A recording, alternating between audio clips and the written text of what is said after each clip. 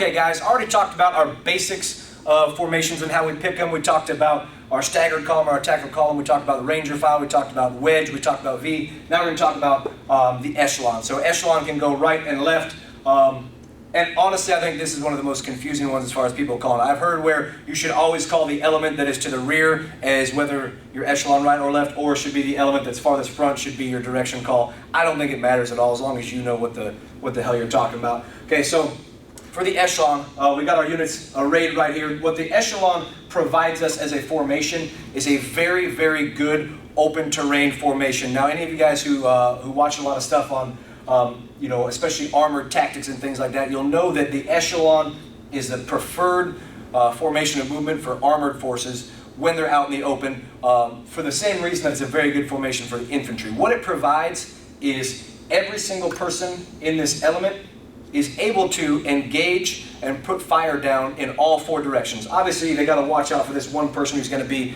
at their 7 o'clock here, or if we're echelon in the other direction, who would be at their 4 or 5 o'clock. But essentially, everybody can respond to threats in any direction and be able to be effective that way. What this also gives us is a formation that I won't talk too much about, but guys who know linear warfare stuff from the 19th century and 17th century, or in 18th century especially, we talk about skirmishers.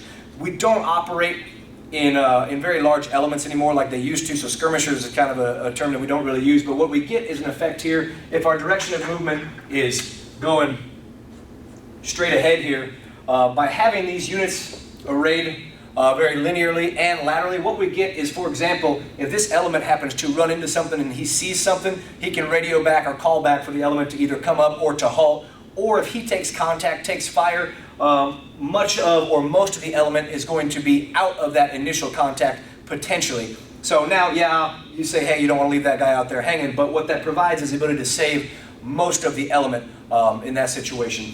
One other very good way that this can be used in smaller elements, not really at the team level, but at the squad or platoon level, is if we have multiple objectives that we wanted to assault. For example, say we wanted to make hard hits on buildings here and buildings here.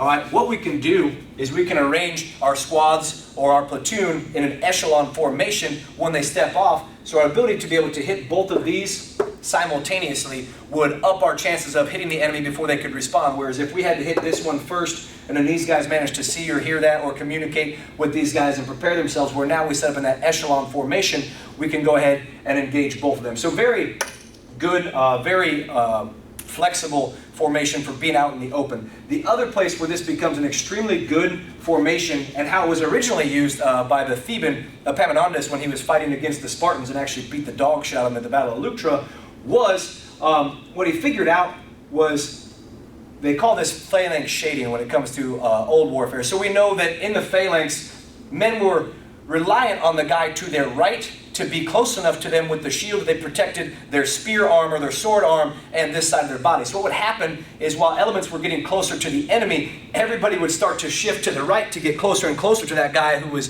going to be protecting them. So where you had a formation that started out very long in this position here, as the guys would shift and shade, what you end up with is an element that would start to look more like that as they get close to the enemy. So it would become more compact and this wing would start to hang back.